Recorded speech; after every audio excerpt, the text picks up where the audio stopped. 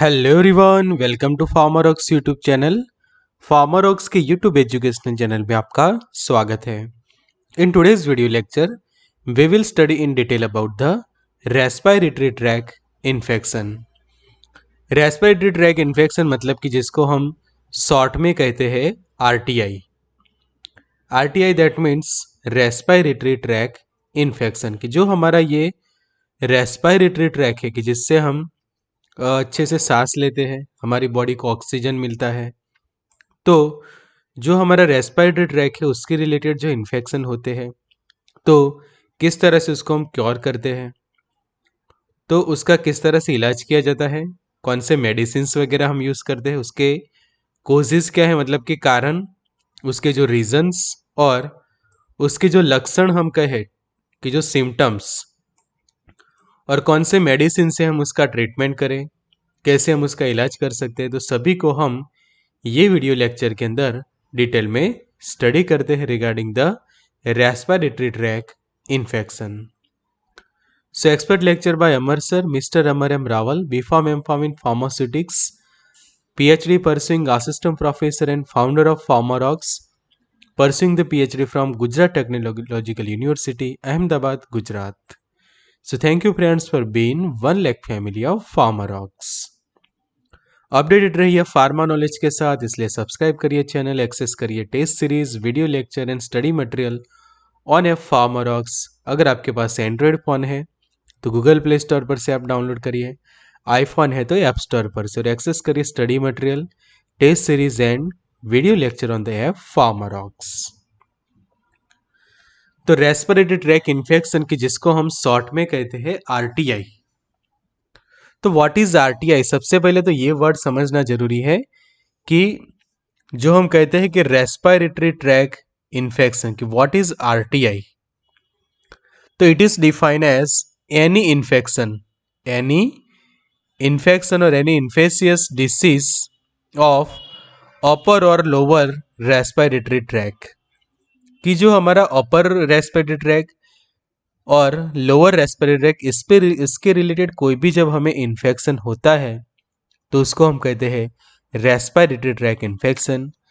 तो many different viruses infect the respiratory tract, also due to the allergy और bacterial infection that affect और infect the upper और lower respiratory track.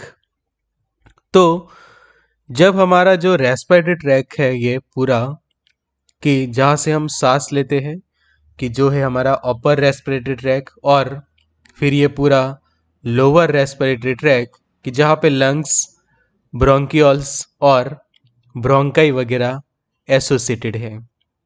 तो यहाँ पे क्या होता है कि जो एलर्जी के कारण, जब आपको एलर्जी है किसी टाइप की, तो उसके कारण भी कई बार रेस्पिरेटरी ट्रैक अफेक्ट होता है, और उसका आगे जो कि होता है इन्फेक्शन, बैक्टीरिया भी रीज़न बनते हैं, as well as the virus. तो ये हमारा रेस्पिरेटरी ट्रैक इन्फेक्शन है। तो upper respiratory tract infections that is URTIS। U means upper, R means respiratory, T means tract, I mean infection and S for. तो upper respiratory tract infections, कि जहाँ पे आप ये वाली साइड देखिए कि नॉर्मल साइड, कि जहाँ पे नॉर्मल टॉन्सिल आप देख सकते हैं, और एबनॉर्मल कंडीशन में वहाँ पे टॉन्सिल के अंदर स्वेलिंग हमें देखने को मिलता है, स्वॉलन, की जो इन्फ्लामेशन होता है, और वाइटिस, स्पॉट हमें देखने को मिलते हैं। तो इसके अंदर यूजुअली जो होता है, क्या होता है, तो जो वायरस है, बैक्टीरिया है, या फिर कोई एलर्जी के कारण जब आपका रेस्पिरेटरी ट्रैक इन्फेक्ट होता है, तो उसके कारण जो रेस्पिरेटरी ट्रैक के रिलेटेड जितने भी हमारे कंपोनेंट्स है वो सब वहाँ पे इन्फेक्ट होते हैं अलग अलग तौर पे। कि यहाँ पे समझो कि टॉन्सिल है, तो टॉन्सिल का टॉन्सिलाइटिस, थ्रॉट भी उस पर अफेक्ट होता है। तो सबसे पहले हम देखिए अपर रेस्पिरेटरी ट्रैक के अंदर, तो कॉमन कोल्ड ये मेन सिम्टम डेवलप होता है, एज वेल एज ये एक कंडीशन भी प्रोड्यूस होती है रेस्पिरेटरी ट्रैक इन्फेक्शन के अंदर। लैरिंगाइटिस के जहाँ पे लैरिंग्स इन्फेक्ट होता है, फेरिंगाइटिस एंड टॉन्सिलाइटिस की जहाँ पे टॉन्सिल एंड फेरिंग्स का इन्फेक्शन होता है। एक्यूट रिनिटिस हो सकती है आपको, एंड एक्यूट राइनो साइनसाइटिस भी हो सकता है, एंड एक्यूट ओटाइटिस मीडिया कि जो हमारी ईयर रिलेटेड भी प्रॉब्लम्स आपको हो सकती है कि जब आपका रेस्पिरेटरी ट्रैक का होता है इन्फेक्शन। तो ये बात की हमने अपर रेस्पिरेटरी ट्रैक की। आगे सीखते हैं लोअर रेस्पिरेटरी ट्रैक इन्फेक्शन की, जिसको हम कहते हैं LRTI। तो उसके अंदर क्या होता है, तो एक तो ब्रोंकाइटिस हो सकता है, क्योंकि ब्रोंकाइस जो है हमारी लोअर रेस्पिरेटरी ट्रैक का एक पार्ट है। फिर ब्रोंकियोलाइटिस हो सकता है आपको। Third is pneumonia and tracheitis. तो यूजुअली ऐसे इन्फेक्शन कि जो हमारे रेस्पिरेटरी ट्रैक के अलग अलग पार्ट्स जिसको इन्फेक्ट करती है, एज वेल एज जो हमारे लंग्स है, और लंग्स के जो अलग अलग पोर्शंस हम देखें, उसके अलग अलग पार्ट्स हम देखें, तो वहाँ पे भी इन्फेक्शन होता है। कि लाइक न्यूमोनिया है, तो न्यूमोनिया के अंदर इन्फ्लेमेशन होता है, और ब्लॉकेज ऑफ द ब्रोंकियोल की जो ब्रोंकियोल्स होते हैं उसका ब्लॉकेज होता है, कि यहाँ पे आप देख सकते हैं। और ये वाला साइड है हेल्दी एल्वियोली का और नॉर्मल ब्रोंकियोल। तो नॉर्मल के जो कंपेयर में आप यहाँ पे देखेंगे तो हो रहा है ये इन्फेक्शन। तो यूजुअली जो अलग अलग पार्ट्स है आप लंग्स के आप देखें तो वो इन्फेक्ट होते हैं। तो न्यूमोनिया के अंदर एल्वियोली एज वेल एज जो ब्रोंकियोल्स है उनका होता है इन्फ्लेमेशन, और आगे जाके वहाँ पे एक्सेसिव अमाउंट में फ्लूइड एक्यूमुलेट होता है, कॉफिंग इंक्रीज होती है। तो ये सब अलग अलग सिम्टम्स डेवलप होते हैं कि जब आपको होता है रेस्पिरेटरी ट्रैक का इन्फेक्शन। तो यहाँ पे देखिए कौन से अलग अलग RTIs होते हैं, डिटेल में समझिए विथ लोकेशन। तो ईयर इन्फेक्शन हो सकता है कि ये जो आपका मैं जहाँ जहाँ येलो कर रहा हो वहाँ पे आप ध्यान रखिए अच्छे से, तो ये टॉपिक आपका अच्छे से क्लियर हो जाएगा, अच्छे से ये पॉइंट आपको अच्छे से याद रह जाएंगे। तो येलो पोर्शन हमने सबसे पहले किया ईयर, तो ईयर रिलेटेड इन्फेक्शन भी हो सकता है रेस्पिरेटरी ट्रैक के इन्फेक्शन के कारण। फिर जो हमारा रेस्पिरेटरी ट्रैक जब स्टार्ट होता है तो वहाँ पे जो टॉन्सिल्स होते हैं, तो वहाँ पे जब इन्फ्लेमेशन होता है वो इन्फेक्ट होता है, तो दैट इज कॉल्ड टॉन्सिलाइटिस।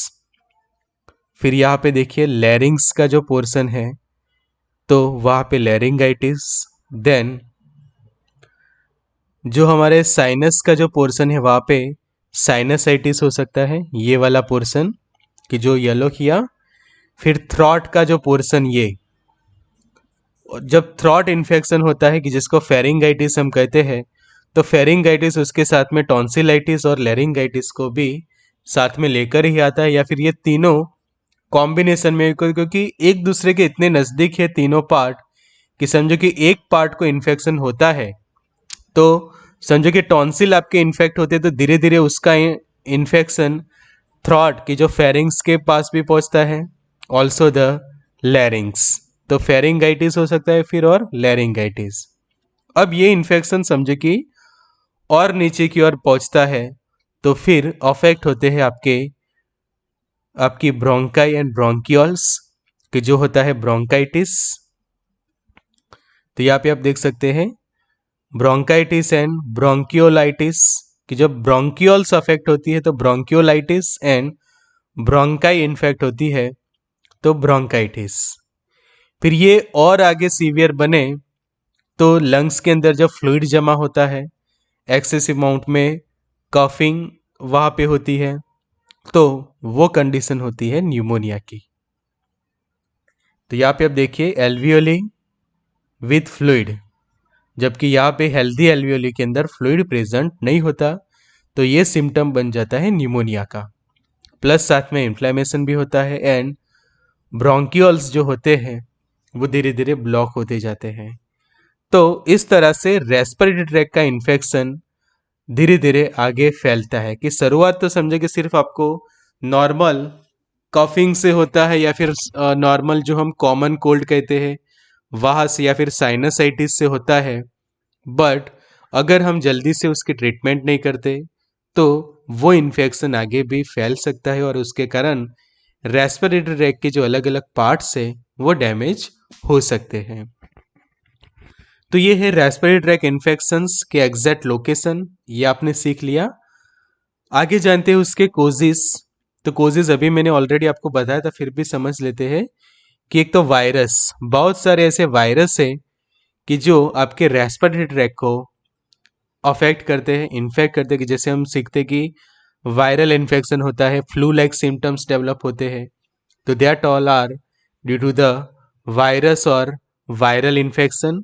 और वायरल इन्फेक्शन के अंदर यूजुअली आपका रेस्पिरेटरी ट्रैक का इन्फेक्शन होता ही है। तो ये जो नोज है वहां से जब समझे कि एटमॉस्फेयर के अंदर कोई वायरस प्रेजेंट है कि जो उसका कोज है रेस्पिरेटरी ट्रैक इन्फेक्शन का, तो जब ये वायरस या फिर कोई बैक्टीरिया, समझिए कि ये बैक्टीरिया है, आपको कोई सी चीज़ की एलर्जी है कि लाइक डस्ट की एलर्जी, और एटमॉस्फेयर में काफ़ी सारी डस्ट पार्टिकल्स हैं, डस्ट के माइट है, या फिर आपके सामने ऐसा कोई इन्फेक्टेड पर्सन है, तो जब आप इस टाइप के जो कोजेस के कांटेक्ट में आ जाते हैं तो नोज के थ्रू ये वायरस, बैक्टीरिया, एलर्जेंस या फिर इन्फेक्टेड पर्सन के जो ड्रॉपलेट्स हम कहें कि जिसके अंदर चाहे वायरस प्रेजेंट हो या फिर बैक्टीरिया, वो आपके नोज के थ्रू आरटीआई के अंदर, सॉरी रेस्पिरेटरी ट्रैक के अंदर एंटर होते हैं एंड वो आगे जाके कर सकते हैं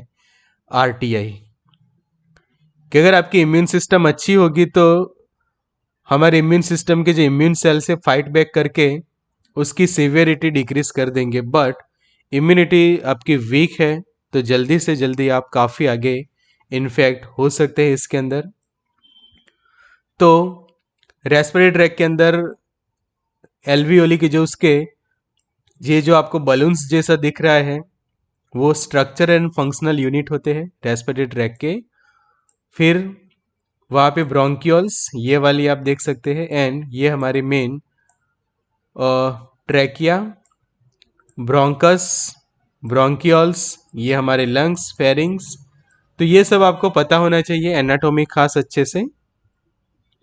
सिम्पटम देखिए तो कॉफ, यू में ब्रिंग ऑफ म्यूकस की जो हम कहते हैं फ्लैम, स्नीजिंग होती है, चिल्स, विटामिन सी की डेफिशिएंसी साथ में होती है, हेडेक होता है आपको, कॉफ होता है, एयरबॉर्न इन्फेक्शन होता है, सॉर थ्रोट जैसा होता है, कोल्ड, बैकएक, स्नॉट, रनी नोज हो सकता है, फटीग, और प्रिवेंशन के लिए आप सर्जिकल मास्क यूज कर सकते हैं। तो कॉफ के बाद स्नीजिंग उसका मेन सिम्टम है, स्टफी और रनी नोज आपका, सॉर थ्रोट, हेडेक, हेडेक भी हो सकता है एज वेल एज बैक एक भी हो सकता है कि आपकी बैक पेन भी हो सकता है, ब्रेथलेसनेस कई बार, टाइट चेस्ट और wheezing, muscle aches, headache, sore throat और हाई टेम्परेचर, फीवर हो सकता है आपको। तो ये सभी सिम्टम्स जो है वो है रेस्पिरेटरी ट्रैक इन्फेक्शंस के। तो how can we prevent? Prevention is better than cure, prevention is always a better than cure. That's why use the face mask. That is your first prevention step to prevent the respiratory tract infection. Because कि हमने primary देखा कि जो हमारा knows है, knows के through ही ये virus हो या फिर वो बैक्टीरिया हो या फिर जो एलर्जेंस है, कि समझे कि आपको डस्ट की एलर्जी है, पोलन्स की एलर्जी है, तो वही हमारी नोज के थ्रू ही आपके रेस्पिरेटरी ट्रैक में एंटर करेंगे। जो आपने अच्छा कोई सर्जिकल मास्क यूज़ किया होगा, प्रॉपर कोई फेस मास्क यूज़ किया होगा, तो जिससे आप सबसे पहले तो ये वायरस, बैक्टीरिया, फिर जो एलर्जेंस है या फिर कोई कोजेटिव ऑर्गेनिज्म है उससे डायरेक्टली बच सकेंगे और प्रिवेंशन होगा। फिर दूसरी चीज़, washing your hands regularly and throughoutly and particularly after touching your nose और mouth and before handling the food.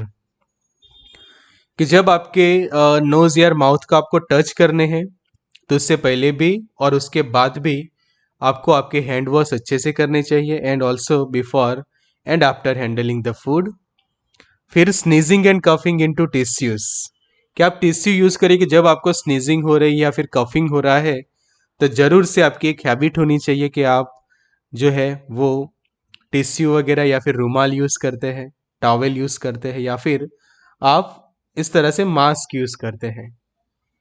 This will help to prevent the virus or bacteria containing droplets from your nose and mouth entering the air where they can infect the others. तो ये है आपका prevention step. Next is how the transmission is occurs of respiratory tract infection. तो समझो कि यहाँ पे मैं आई लिखता हूँ, that is infected person, and here that is a normal.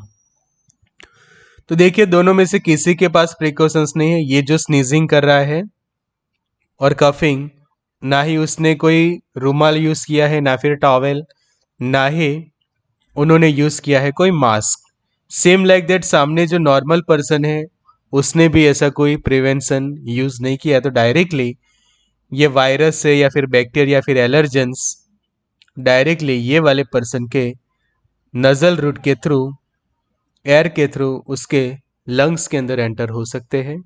Same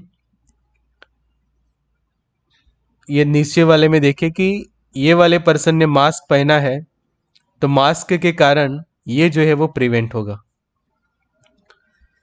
तो ये पर्सन ने स्नीजिंग किया विदाउट एनी प्रिकॉशंस, कि ना ही कोई रुमाल यूज किया है ना ही मास्क, बट सामने वाले पर्सन ने यूज किया है प्रॉपर मास्क, तो उसके कारण ये इसका जो डिसीज का ट्रांसमिशन का जो खतरा है वो काफ़ी हद तक रिड्यूस हो जाएगा। जबकि यहाँ पे डेंजरस कंडीशन है, बिकॉज ना ही किसी ने प्रिवेंशन किया है ना ही कोई प्रिकॉशंस यूज किए हैं।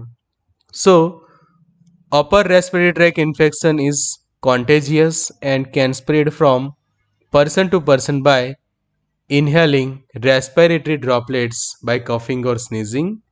The transmission of respiratory infections can also occur by touching the nose or mouth by hand or other object exposed to virus और बैक्टीरिया। कि जब वायरस और बैक्टीरिया से कोई ऑब्जेक्ट्स ऐसे इन्फेक्ट हुए हैं और वह ऑब्जेक्ट्स को आप टच कर लेते हैं और वो जो इन्फेक्टेड जो ऑब्जेक्ट्स है उनके कारण जो वायरस या बैक्टीरिया आपके हाथ में लग जाते हैं और वो हाथ डायरेक्टली जब आप माउथ के पास या फिर नोज के पास लगाते हैं तो वो वायरस या फिर बैक्टीरिया या फिर वो एलर्जन डायरेक्टली आपके रेस्पिरेटरी ट्रैक में एंटर होगा और आगे जाके उसका इन्फेक्शन होता है। इस तरह से ये ट्रांसमिट होते हैं। तो उसका प्रिवेंशन की जो हमने ऑलरेडी आपको बता दिया, mask as well as sneezing in a रुमाल और टॉवेल। तो what are the treatments for this respiratory tract infection. तो सबसे पहले ओरल और टॉपिकल डीकंजेस्टेंट, कि जब आपका नजल समझे कि ब्लॉक हो जाता है सिम्टम के बेसिस पे, तो आप ओरल या टॉपिकल डीकंजेस्टेंट यूज कर सकते हैं। Ipratropium bromide, that is the very popular use to treat respiratory tract infections. Antihistamines के बहुत सारे मेडिकेशन है कि जो हम यूज करते हैं, as well as topical and systemic steroidal containing drugs, saline nasal drops या फिर उसके रिलेटेड नजल स्प्रे कि जो कोल्ड एंड साइनस के लिए हम यूज करते हैं। फिर गुएफेंसिन है, as well as topical phenol और लिडोकेन वगैरह भी आप यूज कर सकते हैं। Cromolyn, also the pain relievers to reduce the pain sensation during the respiratory tract infection. तो एलर्जी के मेडिकेशंस भी हम ट्राई कर सकते हैं, as well as anti histamines की। जब आरटीआई होने का जो रीज़न है कि हम कहें कि आरटीआई का समझो कि कोज है, रीज़न है एलर्जी, तो उस वक्त एलर्जी के मेडिकेशंस यूज़ करिए। As well as anti histamine भी उसके अंदर काफ़ी पॉपुलर है। देन नज़ल ब्लॉकेज है, वो सिम्टम है तो नज़ल डीकंजेस्टेंट से हम आरटीआई को ट्रीट कर सकते हैं। कॉम्बिनेशन के थेरेपी या फिर कॉम्बिनेशन ड्रग भी यूज़ कर सकते हैं। Corticosteroids are also one option for us, कि जो स्टेरॉइडल मेडिकेशन है। ल्यूकोट्राइन मॉडिफायर्स, एक्सपेक्टोरेंट, कि जब आपके लंग्स के अंदर समझो कि काफ़ी कफ एक्यूमुलेट हो गया है तो वो कफ को रिलीज करवाने के लिए, ब्रोंकियल्स को रिलैक्स करने के लिए expectorate as well as nasal spray, bronchodilators वगैरह हम यूज़ करते हैं। तो एलर्जी के अंदर के समझे कि सिम्टम है आपके कंजेशन एंड रनी नोज जैसे सिम्टम है, तो उस वक्त एलर्जी के मेडिकेशंस के लाइक एंटी हिस्टेमाइंस है, डीकंजेस्टेंट, कॉम्बिनेशन ड्रग, कॉर्टिकोस्टेरॉइड वगैरह यूज़ कर सकते हैं।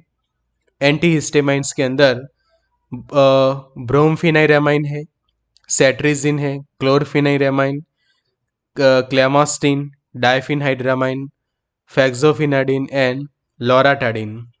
तो ये सभी एंटी हिस्टेमाइन की जो पॉपुलर हम कह सकते हैं वेरी पॉपुलर मेडिकेशंस की जो यूज़ होती है specially to treat the respiratory tract infection, की जब सिम्टम्स ऐसे हो कि जिसके कारण कॉफिंग है, कोल्ड जैसा है, स्नीजिंग जैसा हो रहा है आपको, और ये इन्फेक्शन को अच्छे से ट्रीट करने के लिए प्लस एलर्जी के कारण ऐसा हुआ है, तो वो कंडीशन के अंदर ये मेडिकेशंस आपके लिए काफ़ी होती है इफ़ेक्टिव।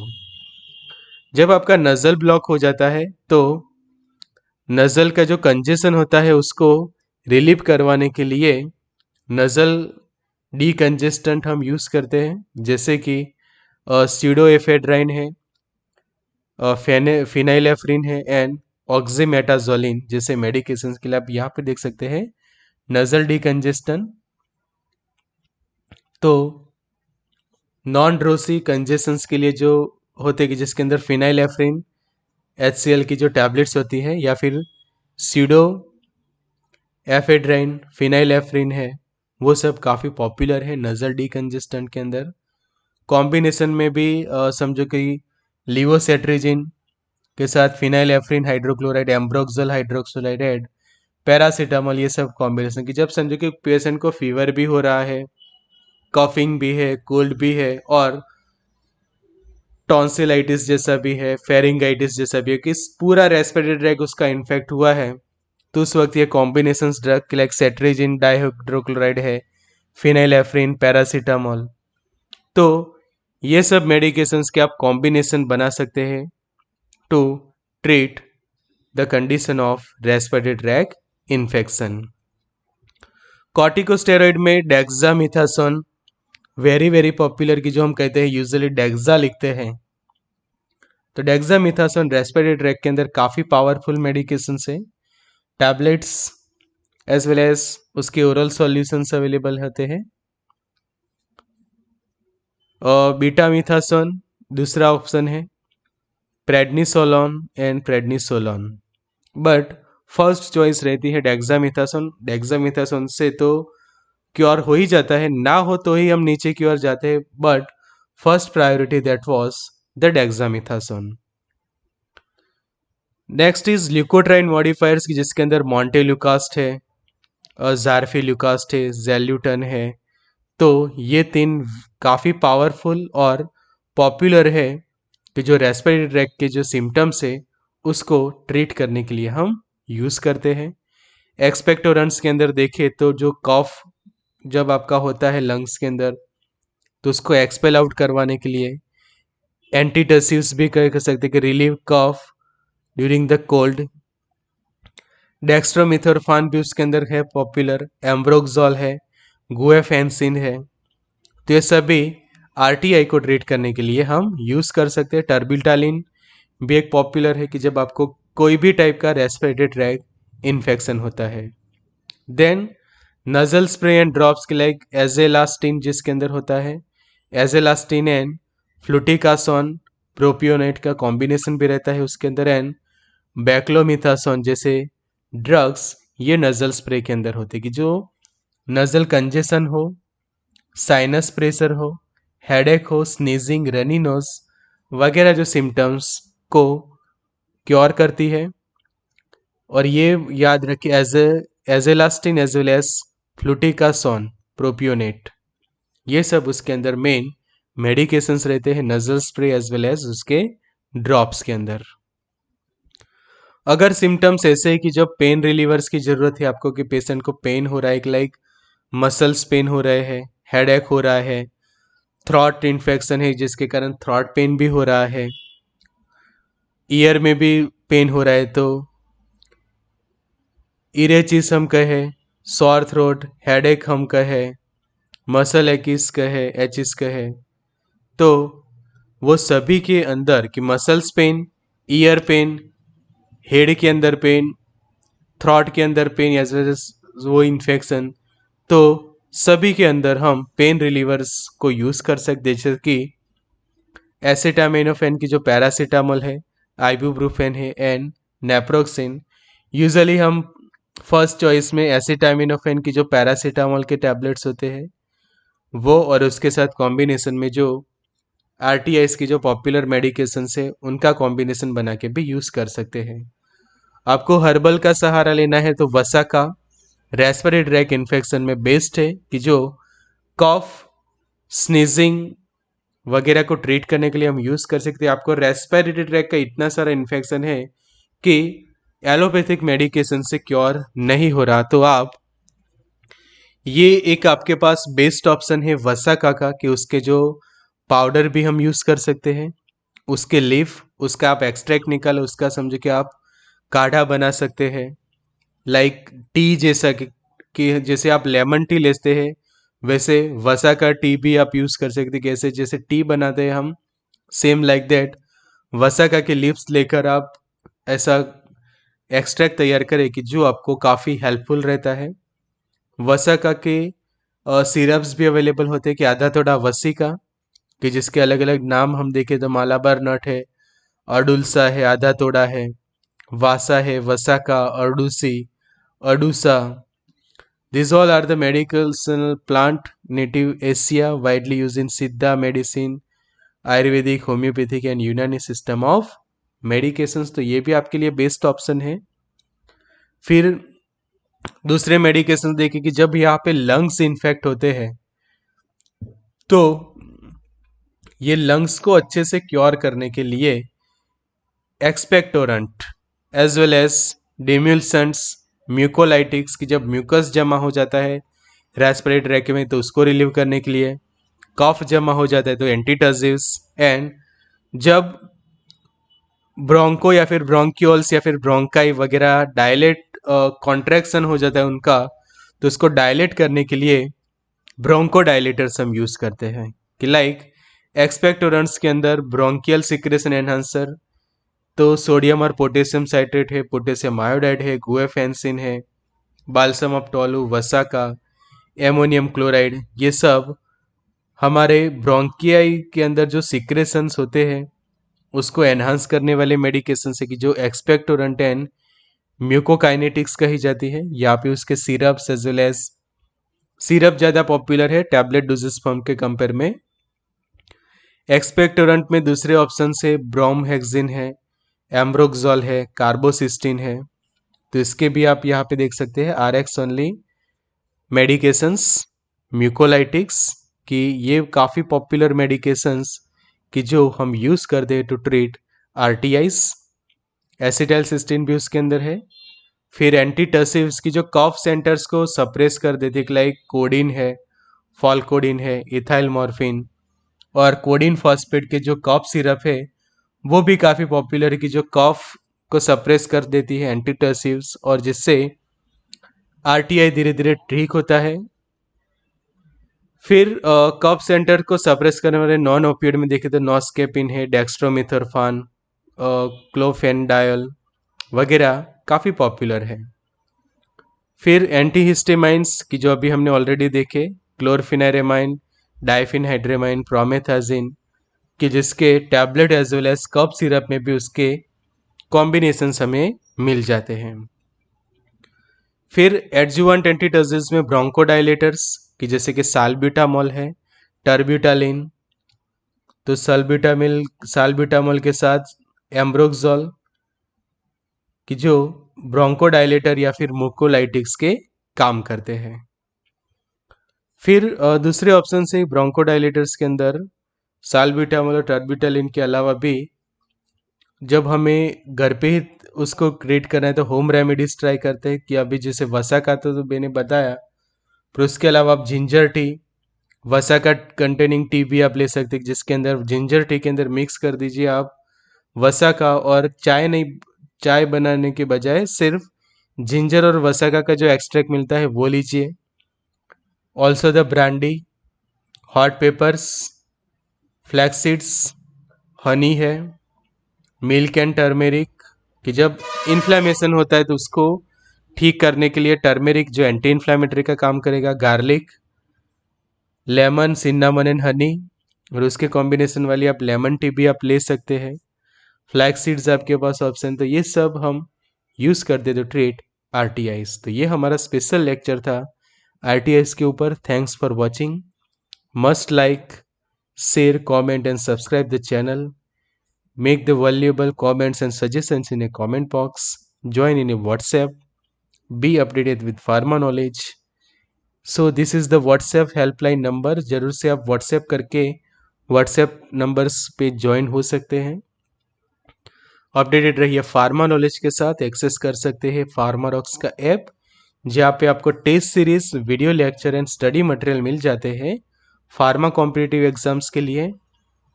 एंड एक्सेस करिए test series, study material, video lecture on app pharma rocks. Get the links in description box. Good luck and all the best.